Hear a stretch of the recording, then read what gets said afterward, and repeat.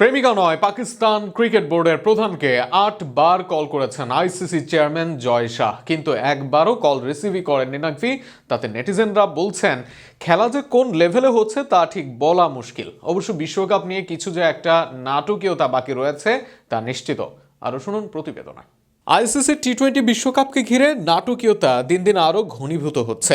বিশেষ করে পাকিস্তানের অংশগ্রহণ নিয়ে যে অচলাবস্থা তৈরি হয়েছে তা এখন আন্তর্জাতিক ক্রিকেট রাজনীতির অন্যতম বড় আলোচ্য বিষয়ে পরিণত হয়েছে। পাকিস্তানের গণমাধ্যমের দাবি, আইসিসি চেয়ারম্যান জয় শাহ অন্তত 8 বার ফোন করেছিলেন পিসিবি চেয়ারম্যান মহসিন নকভিকে। তবে প্রতিবারই সেই ফোন কল উপেক্ষা করেছেন নকভি।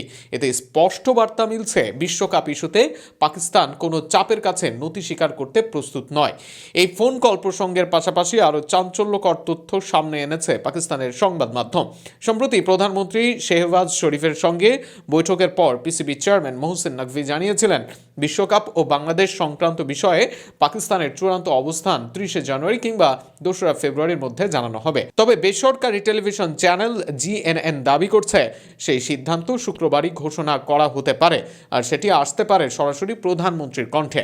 এতে বোঝা যাচ্ছে বিষয়টি কেবল ক্রিকেট বোর্ডের মধ্যে সীমাবদ্ধ নেই, এটি এখন সরাসরি রাষ্ট্রীয় পর্যায়ের সিদ্ধান্ত।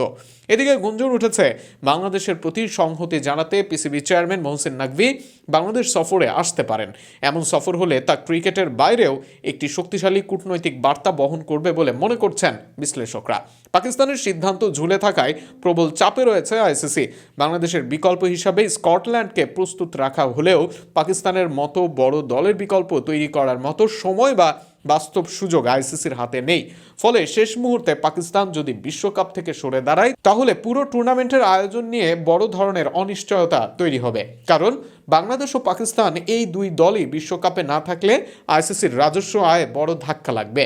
সম্প্রচার সত্ত্ব, স্পন্সরশিপ এবং দর্শক আগ্রহ সব ক্ষেত্রেই পড়বে নেতিবাচক প্রভাব। একই সঙ্গে প্রশ্নের মুখে পড়বে বিশ্বকাপের গ্রহণযোগ্যতা ও আইসিসির সিদ্ধান্ত গ্রহণের সক্ষমতা। তবে পাকিস্তানের সামনে পুরো বিশ্বকাপ বয়কট ছাড়াও কয়েকটি বিকল্প পথ খোলা রয়েছে। এর মধ্যে রয়েছে শুধু ভারতের বিপক্ষে ম্যাচ বর্জন, বাংলাদেশের প্রতি সংহতি জানিয়ে নিজেদের সম্ভাব্য জয় বাংলাদেশকে উৎসর্গ করা, কিংবা প্রতীকী প্রতিবাদ হিসেবে কালো আর্মব্যান্ড পরে মাঠে নামা। শেষ পর্যন্ত কোন পথে হাঁটবে পাকিস্তান, সেই দিকেই এখন তাকিয়ে রয়েছে পুরো ক্রিকেট বিশ্ব।